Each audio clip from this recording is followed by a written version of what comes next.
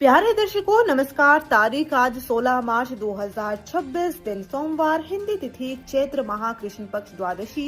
आइए नजर डालते हैं हमारे प्यारे राज्य उत्तराखंड की तमाम बड़ी खबरों पर। वीडियो शुरू करने से पहले कमेंट बॉक्स में जय हिंद लिखकर हमें सपोर्ट करें। तो चलिए शुरू करते हैं।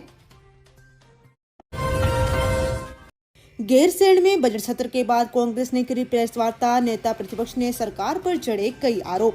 ग्रीष्मकालीन राजधानी गैरसैंण में हुए बजट सत्र के बाद देहरादून में कांग्रेस नेताओं ने प्रेस वार्ता की। इस दौरान नेता प्रतिपक्ष यशपाल आर्य ने सरकार पर कई आरोप लगाए। उन्होंने कहा कि गैरसैंण बजट सत्र में लोकतांत्रिक मूल्यों का हनन हुआ है। राज्यपाल के अभिभाषण वाले दिन ही बजट पेश करना स्थापित संसदीय परंपराओं के विरुद्ध है। उन्होंने बजट चर्चा के दौरान सदन में मंत्रियों और भाजपा विधायकों की बेहद कम मौजूदगी को जनता के प्रति जिम्मेदारी का अभाव बताया। उन्होंने विकासनगर, मसूरी और यमुना कॉलोनी में सरकारी एवं सिंचाई विभाग की कीमती जमीनों को निजी हाथों में सौंपने की तैयारी का गंभीर आरोप लगाया। विपक्ष ने स्पष्ट किया कि 1.11 लाख करोड़ के बजट के साथ ही राज्य पर कर्ज का भार भी बढ़कर लगभग 1.8 लाख करोड़ रुपए पहुंच गया है।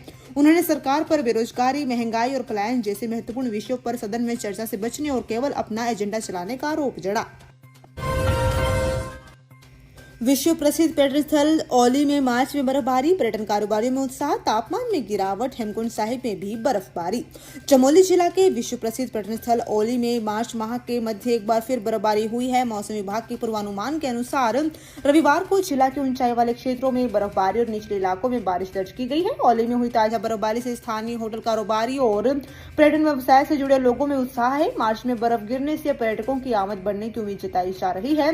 जानकारी के अनुसार हेमकुंड साहिब, फूलों की घाटी, बद्रीनाथ धाम और नीति घाटी सहित अन्य ऊंचाई वाले क्षेत्रों में भी बर्फबारी हुई है। जोशीमठ और आसपास के निचले इलाकों में रुक रुक कर बारिश दर्ज की गई। मौसम में आए इस बदलाव के कारण पूरे जिला के तापमान में गिरावट आई है, जिससे ठंडक बढ़ गई है। मौसम विभाग ने आगामी दिनों में भी पर्वतीय क्षेत्रों में मौसम में बदलाव जारी रहने की संभावना व्यक्त की है। नए नगर निकायों में अभी वाहनों से होगा कूड़ा उठान, प्रदूषण कम और डीजल के भारी खर्च से मिलेगी मुक्ति। उत्तराखंड के नए नगर निकाय पहली बार डीजल के झंझट से मुक्त होंगे। शहरी विकास निदेशालय निकायों के लिए ई वाहनों की खरीद करने जा रहा है। यहां ठोस अपशिष्ट प्रबंधन का पूरा काम इन ई वाहनों से ही होगा। उत्तराखंड के नगर निकायों में हर साल डीजल पर बड़ा खर्च होता है। निकायों का कूड़ा उठान, अपशिष्ट प्रबंधन का पूरा काम डीजल वाहनों से ही होता है। शहरी विकास विभाग लगातार इस खर्च को कम करने के प्रयास में जुटा हुआ है। इसी कड़ी में तय किया गया कि नए नगर निकायों में बदलाव की शुरुआत की जाएगी। इसके तहत शहरी विकास निदेशालय ने इन नगर पंचायतों में ठोस अपशिष्ट प्रबंधन का पूरा काम ई वाहनों से करने का निर्णय लिया है। शहरी विकास निदेशालय इन निकायों के लिए 80 ई ट्रक, 49 ई कार्टर्स खरीदेगा। निकायों में इसके लिए 25 ईवी चार्जिंग स्टेशन बनाए जाएंगे। उत्तराखंड में 1 लाख से ज्यादा फर्जी एनसीईआरटी किताबें पकड़ी। अंधेरे में खेप ला रहा था ट्रक। कानपुर, सुल्तानपुर, हैदराबाद की बिलिंग मिली। उत्तराखंड में पुलिस ने अंधेरे में गोदाम की ओर ले जाए जा रहे ट्रक को पकड़कर फर्जी एनसीईआरटी किताबों की बड़ी खेप पकड़ी है। ट्रक और गोदाम से बरामद किताबों को मिलाकर संख्या 1 लाख से ज्यादा बताई जा रही है। शुरुआती जांच में किताबों की बिलिंग कानपुर, सुल्तानपुर और हैदराबाद की मिली है। मामले में शिक्षा विभाग ने सैंपल लेकर जांच शुरू कर दी है। मामला उधम सिंह नगर के रुद्रपुर का है। यहाँ पुलिस को देर रात सूचना मिली कि ग्राम कीरतपुर के गोदाम में राष्ट्रीय शैक्षिक अनुसंधान और प्रशिक्षण परिषद किताबों से भरा ट्रक पहुंचने वाला है। सूचना मिलते ही पुलिस टीम मौके पर पहुंची और रात करीब 1 बजे आनंद बैंकेट हॉल के पास ट्रक को रोककर जांच की। जांच के दौरान ट्रक और गोदाम से बड़ी संख्या में किताबें बरामद हुई। इन किताबों में कक्षा 1 से 12 तक के लगभग सभी विषयों की एनसीईआरटी किताबें शामिल बताई जा रही है। शक होने पर पुलिस ने शिक्षा विभाग के अधिकारियों को मौके पर बुलाया, जिन्होंने किताबों के सैंपल लेकर जांच शुरू कर दी और मामले की जानकारी एनसीईआरटी को भी भेज दी गई है। देहरादून में डीएम के निर्देश पर अब नई व्यवस्था, गोदामों से नहीं होम डिलीवरी से मिलेगी गैस। गैस सिलेंडर लेने के लिए गोदाम और गैस एजेंसी पर बढ़ रही भीड़ को देखते हुए प्रशासन ने दोनों जगहों से सिलेंडर वितरण पर रोक लगा दी है। देर शाम अपर जिलाधिकारी की ओर से आदेश जारी किए गए हैं। जिला प्रशासन का कहना है कि गैस के गोदामों पर लग रही लाइनों की वजह से उपभोक्ताओं को हो रही परेशानी को देखते हुए निर्णय लिया गया है। नई व्यवस्था के अनुसार अब गैस एजेंसी के गोदामों से उपभोक्ताओं को सिलेंडर नहीं दिया जाएगा। यदि ऑनलाइन माध्यम से उपभोक्ता अपनी गैस बुक नहीं कर पा रहा तो वह एजेंसी पर आकर बुक करा सकता है, लेकिन रसोई गैस की सिर्फ होम डिलीवरी ही की जाएगी। व्लॉगर ज्योति अधिकारी ने फेसबुक लाइव आकर दी सुसाइड की धमकी, जंगल में मिली बेहोश। व्लॉगर ज्योति अधिकारी ने पुलिस पर कई आरोप लगाते हुए 25 मिनट 20 सेकंड तक फेसबुक लाइव आकर खुदकुशी की धमकी दे डाली। इसके बाद वह काठ गोदाम के शीतला माता मंदिर के जंगल में पहुंच गई। सर्विलांस की मदद से पुलिस ने लोकेशन ट्रेस कर उन्हें बेहोशी की हालत में पाया। ज्योति को निजी अस्पताल में भर्ती करवाया गया है, जहां उनकी हालत में सुधार है। फेसबुक लाइव पर ज्योति अधिकारी ने कहा कि उनका लगातार मानसिक उत्पीड़न किया जा रहा है। उन्होंने एक महिला व्लॉगर और एक कारोबारी के खिलाफ प्राथमिकी दर्ज कराने के लिए पहले ही तहरीर दी, लेकिन पुलिस ने शिकायत पर ध्यान नहीं दिया। बाद में इन्हीं दोनों ने लोगों की तहरीर पर उनकी और उनके पति के खिलाफ 2 प्राथमिकी दर्ज की गई। हल्द्वानी में रेलवे जमीन पर बसे परिवारों के पुनर्वास की तैयारी, इन 6 जगहों पर लगेंगे कैंप।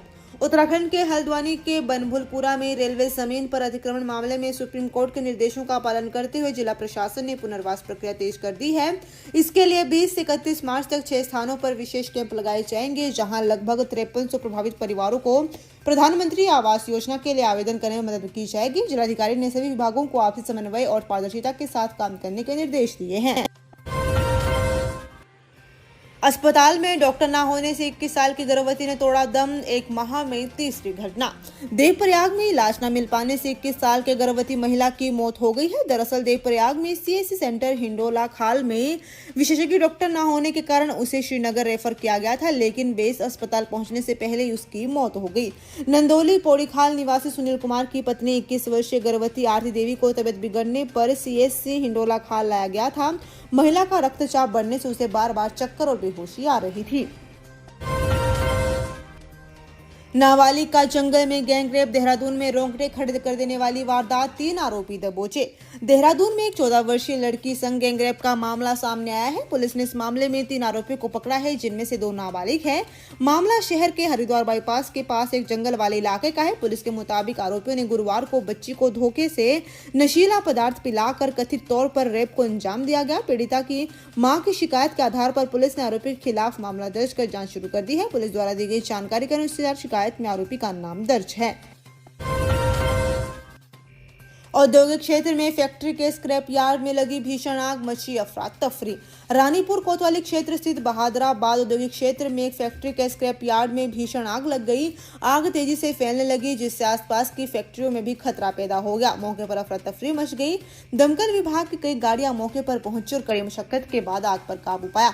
घटना में कोई हताहत नहीं हुआ। दमकल विभाग के अनुसार बहादुराबाद औद्योगिक क्षेत्र में स्थित HPM Innotech private limited factory में आग लगने की सूचना मिलते ही मायापुर फायर स्टेशन की यूनिट तुरंत मौके पर पहुंच गई। आग की विकरालता को देखते हुए सिरकुल और बहादुराबाद फायर स्टेशन से 2 अतिरिक्त दमकल वाहन भी बुलाए गए। मौके पर पहुंची फायर यूनिट ने देखा कि फैक्ट्री के स्क्रैप यार्ड में आग लगी हुई है, जो तेजी से फैल रही थी। दमकल कर्मियों ने मोटर फायर इंजन से पानी की तेज धार चलाकर आग बुझाने का प्रयास शुरू किया। साथ ही JCB की मदद से जलते हुए स्क्रैप को बाहर निकालकर आग पर काबू पाया गया। कपाट खुलने से पहले केदारनाथ में तैयारियां तेज, मंदिर परिसर में लगाई जाएगी रेलिंग।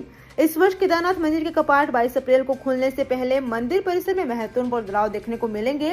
मंदिर समिति कपाट खुलने से पूर्व मंदिर के चारों ओर परिसर में रेलिंग लगाई जाएगी, जिससे श्रद्धालुओं की बढ़ती भीड़ के बीच व्यवस्था बनाए रखने में सहायता मिलेगी। रेलिंग लगने के बाद मंदिर परिसर अधिक व्यवस्थित और आकर्षक भी नजर आएगा।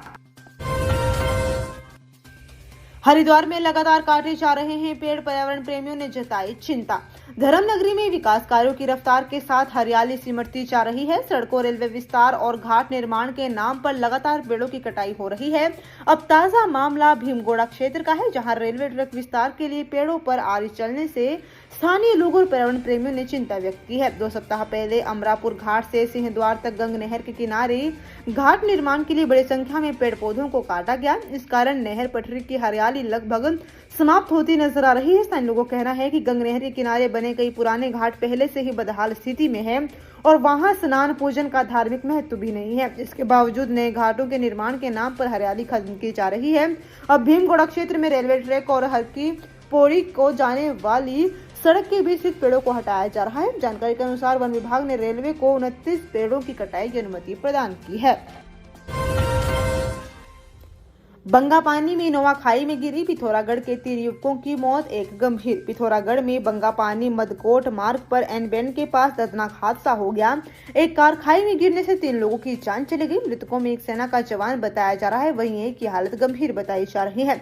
जानकारी के अनुसार रविवार को मदकोट के रास्ते इनोवा कार से मुनस्यारी जा रहे युवाओं की कार बंगापानी से 1 किलोमीटर पहले एन बैंड के पास अनियंत्रित होकर खाई में गिर गई। सूचना पर क्षेत्र के लोग और पुलिसकर्मी मौके पर पहुंचे, जहां 2 युवक लक्ष्मण सिंह नेगी पुत्र राम सिंह नेगी मूल निवासी धुरातोली मुनस्यारी और हाल निवासी GIC पिथौरागढ़ तथा अंकित पांडे पुत्र बसंत पांडे निवासी दोला पिथौरागढ़ मृत मिले। तो ये थी उत्तराखंड की बड़ी खबरें। हम मिलेंगे अगले बुलेटिन में, तब तक के लिए धन्यवाद।